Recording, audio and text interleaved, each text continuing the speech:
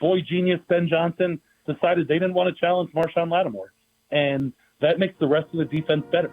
And we've talked the first 2 weeks about them playing good quarterbacks. Jalen Hurts is not a good quarterback. If it's Tuesday, it's not my beat. It's Mitch Tischler. Holy potatoes, Mitchell. They're going to the NFC Championship game. Hello, my friend.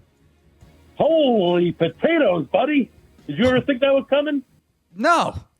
I mean, at some point on Saturday night, I was like, this score seems pretty favorable. I think they're going to go to the NFC Championship game. I thought they had a chance going in the game for sure, but, when are we asking here that I thought it was possible? Like August? No.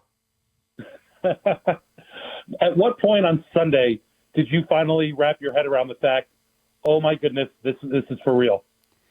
Oh, that's a good question. I think I kind of had a wrap around it Saturday night, and I think it's because of Jaden. Like, I know that it's not supposed to happen like this, and it never has before. There's a great stat. Anthony and I were just talking about it during the break, going around that, like, of all the rookie quarterbacks that have started a championship game, every other one has had a top 5 scoring defense. The Commanders are 18th. So, like, this isn't supposed to happen like this. But it's at some point within the last month, and, like, I'll keep saying he's a rookie just to remind people how remarkable it is, but I've also accepted, like, he's a top 10 NFL quarterback, and this season he's a top 5 NFL quarterback. This is who he is. And at some point, I think we adjust our expectations accordingly. And by the way, that doesn't mean that they're going to go out and thrash Philly, because Philly is a top 5 NFL team. But I think I have had an easier time almost wrapping my head around it as it's gotten deeper into this because of who Jaden has become. Yeah, I mean, pregame I felt like they had a chance to win. On our podcast, I picked a 31-30 Commanders win. So, I mean, I was on board with them going into Detroit and shocking the world. But I don't know that I really, really believed it until Quan got that pick 6. And, it was an incredible play by Quan. I loved the blocking by the defense. Frankie Louvu laying out Jared Goff having to go into the concussion, tent protocol. It wasn't until kind of that play, they're up by 10 in the second quarter, and I'm looking around and, maybe 25 seats to my left is Doug Williams. In the box, kind of a little bit down to my right, is Adam Peters and Lance Newmark and company. And I did like kind of a quick scan across, and it wasn't even like these guys were like, hands on head, surprise, surrender Cobra. They were cheering. They were into it. Like, it didn't seem like it was a surprise to them. And I think the way that Dan Quinn had this group ready to go speaks so highly to the coach that he is and everything that he's instilled in such a short period of time here in Washington. No doubt. And I guess I'll say this too, Mitch. Like, the point in the game for me that was like, oh, they're winning this, was actually the long drive at the end of the third quarter. So they come out after halftime, and because they have that moment with Quan, but then Detroit comes down and scores, and then they get the pick in the end zone. Washington scores. They get the pick in the end zone for Mikey, and it's like, oh, that's big. If they can come out after halftime and score again, well, now we're in business. And their one punt of the game is on their first drive of the second half, and I'm like, oh, no, is this about to get sideways? And Detroit comes down and scores. They make it, I think it was 31-28. And then Jaden just goes on a bleed the clock, suck your soul, take all your hope away drive to put him back up, I guess, double digits. And at that point, I'm like, both from a time, score, clock standpoint and this dude is not being denied standpoint, that was the moment for me that, like, I was like, oh, they're winning this. Being there, was there like an air that came out of the building after that drive on Saturday night in Detroit? I would say particularly during that drive is when you started seeing this place get quiet.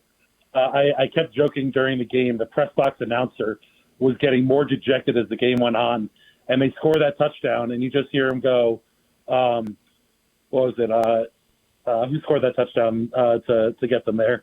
I'm trying to remember which one. I think that was Brian Robinson touchdown, 38-28 Commanders. And it was just like you could feel the dejection in his voice. And what made that drive so great, by the way, I mean, you mentioned it, 15 plays was incredible. They went 70 yards.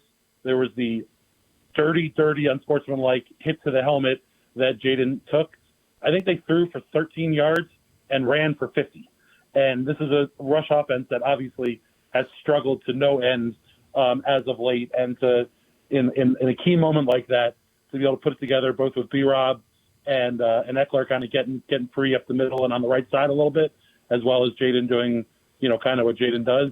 That was really a good kind of, final dagger to the heart of the Lions over there.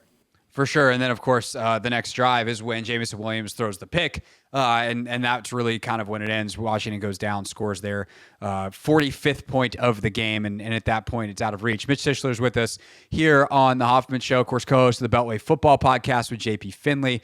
And Mitchell, I referenced our chat last week a million times leading up to this game because you told this great story about how there was a sign in the Commanders' locker room that said something to the effect of they have to go through us. And knowing that was their mindset going in, I was like, oh, this team's going to be ready. How do you think they approach this week? And obviously, it's going to be some level more of the same, but given that it's Philly, third time playing them this year, what was kind of the initial message from Dan Quinn as he talked to the media yesterday, and how do you think they go about this week? Yeah, I mean, Dan Quinn's favorite saying all year has been anytime, anywhere, anytime, any place, anyone. And that, that goes triple for this week. I don't think that folks are looking at the Commanders kind of in a national span as such an underdog this week because of what they were able to do last week in Detroit. So I don't think he's going to be able to kind of hammer home they have to the go through us thing. I think that it's a familiar opponent, an NFC East opponent, a team that dominates the trenches the way that the Eagles do. I think you're gonna hear, DQ, Joe Witt, Cliff Kingsbury, these guys talk about, manhood and, playing for each other and kind of that kind of different style of coaching point to them, because there's going to be a lot this week that is going to come down to not a scheme, not being in the right place at the right time, but going out and making a play. And, I've been super critical of the defensive line and John Allen specifically this season and last season as well. He came out and showed why he got the big payday in that game against Detroit. And he's a guy who didn't play in either of the first two games against the Eagles this season. And so he's somebody who can be a big-time difference maker when you talk about stopping, the Saquon, Jalen Hurts run duo. And if he's able to dominate and be as disruptive as he was on Sunday against the Lions this week, or I guess Saturday against the Lions as he could be this week against the Eagles, I think that can be a big difference maker for this team. And I'm not saying it comes down to one guy. I'm just using JA as an example of a guy who can go out and win a one-on-one battle and make a big-time play to turn the tides of the game. Mitch Tischler, Beltway Football Podcast, with us here on the Hoffman Show. What have you made of Witt's ability to consistently turn the faucet off on teams running the football in the second half? Whether it's Saquon after that initial 7-carry burst in the second Philly game, whether it's Detroit, whether it's Tampa, like they've consistently been better in the second half than the first. And sometimes it's game script, but just the per carry stuff is better as well. How do you think they've been able to do it? I'll tell you what, I think that second game against Philly at Northwest Stadium showed Joe something, because obviously Jalen Hurts went out and you were able to get a little more aggressive at the run stop because Kenny Pickett was in at quarterback. But you saw them start deploying a lot of these cluster blitzes and a lot of these, overloads on one side or another. And you saw them kind of overloading one side and slanting the other direction, which in a run game concept can create some issues for them. I think he kind of figured out a couple things about stopping some of those, some of those basic runs that were getting them beat to the edges. And I think he's kind of tinkered with it as the season has gone on from that point. And I think we're seeing that, those sorts of things, take hold here in the playoffs. I think it also helps, obviously, again, getting John Allen back, having another big-time athletic body that you can line up in a defensive end type position. And, as much as I love Dante Fowler, Dexter Fowler, Dante Fowler, having a big body on the edge, you can set an edge that way. is super important. And I think I've liked that they are deploying a little more of the J.A., Deron Payne, Johnny Newton, those three guys being, on your D-line in more opportune run situations. But ultimately, I think you just have to look big picture. Joe Witt has just done an unbelievable job with his defense. Early in the season, we saw guys being in the right position and not necessarily, making plays every time. I think now you're starting to see these guys are going out and making those plays. And I point directly to, the defensive coaching staff having these guys, being in the right place and evolving as the season goes. And so it's been great to watch. And I expect that as we get into this game on Sunday, you're going to see, I don't think you're going to see that Eagles run offense be quite as successful as it was the first two outings. Yeah, something to watch, too, is how they deploy their linebackers, because that's where the Rams got in a lot of trouble. Is like they try to get a bunch of people at the line of scrimmage, and then if Saquon can get to the second level and there's suddenly no one at the second level, good luck to your third level guys. And so that kind of creating levels of the defense is going to be huge, and getting push up front is a good way to do that as well. On the offensive side of the ball, Mitch, the running game, they found it. They did it. How'd they do it? Listen, I was very pleased with the run game. I loved watching it. I think that was a much bigger tip of the cap to the Lions defense, particularly defensive line, being particularly bad against the run, especially in that game. But I think getting Austin Eckler back involved in the run game was a big part of that. And I think he's a big piece to this offense that I don't know that I necessarily appreciated until he was out for the last, 4 games with that concussion. I think both being a threat in the pass game, being a very good pass blocker and reader of where he needs to step up and pick up blitzes is important. But I think because teams have to account for him in the passing game, I think that helps them out in the run game as well, because the teams aren't able to be quite as aggressive going after Jaden and going after some of those RPO type looks. And so I think you had a situation where Brian Robinson hit holes like we haven't seen him hit lately. I give a big tip of the cap, and maybe I'm reading too much into it, to Dan Quinn, who said that he had a one-on-one film session with Brian Robinson to, discuss what they were seeing so they could get him back on the right page. I think that, certainly helps when your head coach sits down with your starting running back. But ultimately, I think getting Eckler going as well, both, more involved in this offense was a big part of it. All that being said, losing Sam Cosmi, going against Jalen Carter and this Eagles D-line is going to be a different story than what they saw last week against the Lions. Yeah, there was a moment that, I don't know if you noticed it from the press box, but they did a good job of showing it on Fox on TV, that after, I think it was the second touchdown, there was a long embrace and discussion between Dan Quinn and Brian Robinson, and having that added context of those two met and they had a film session. And, if it was on a Monday, it can be a Tell the Truth Monday, or it was a Tell the Truth whatever day the film session was. I think that's great. And it's the kind of thing that I bet you Dan does more often. And I think, to kind of round this thought out, Mitch, and I love your response to it as someone who's out there every day. Like, DQ doesn't say basically anything negative about his players publicly. He just refuses. He will not criticize his players in the press. He will collectively say, we need to do better. It's not like he lives in fantasy land and thinks everything is great, but he does not like to single out players specifically for criticism in the public eye. And I think for some coaches, they don't do that ever because they're afraid to, or they're afraid they're going to hurt the relationship or whatever.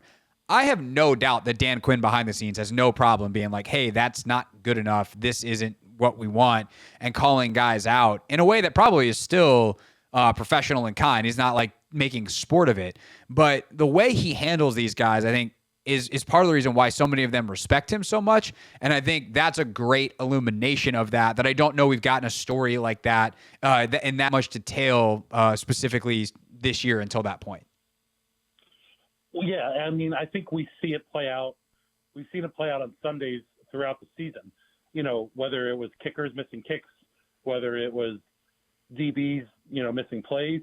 He wants to throw those guys back out there and show them, hey, you're our guy. We trust you you're the person that we elected to have you play and be on this team. We back you. And I think you see that play out quite often, but particularly with B-Rob, those goal line, inside the 5 runs, particularly in the playoffs, but even before that, have been pretty unsuccessful. And in that moment, a divisional round game, overwhelming number 1 seed, 15-2, all the, different things, for him to trust him, continually handing him that ball again and again and again is he doesn't have to tap Brian Robinson on top of the head and tell him publicly, I support you, this, that, and the other thing. His actions show you that he supports them and that he wants them to be successful and that he believes that he's the right guy. And I think that goes so far in terms of, building confidence with players that one bad play isn't going to be held against them. They're not, and it helps them play free and, not be tentative and in their own heads, which is certainly something we've seen from Burgundy and Gold teams in the past. So he just has a really great demeanor with these guys, clearly has an awesome rapport with them. And quite frankly, as important as it is that Jaden Daniels is maybe the best player in football right now, you have a group that believes in each other. They believe in the coaching staff above and below them.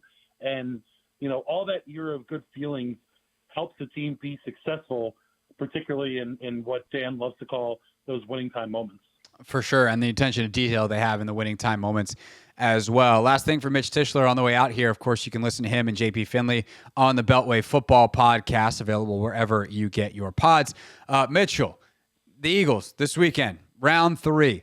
Early thoughts, feelings, vibes, strategy points going into this game as you and JP are planning for your preview stuff. Like what's top of mind for you? I mean, I'm going to give you the basic surface level, which is where I've been for a little bit with Jaden and this team, is that the Eagles are going to have to score to keep up with Jaden. The Eagles defense is certainly better than both the Bucks and Lions.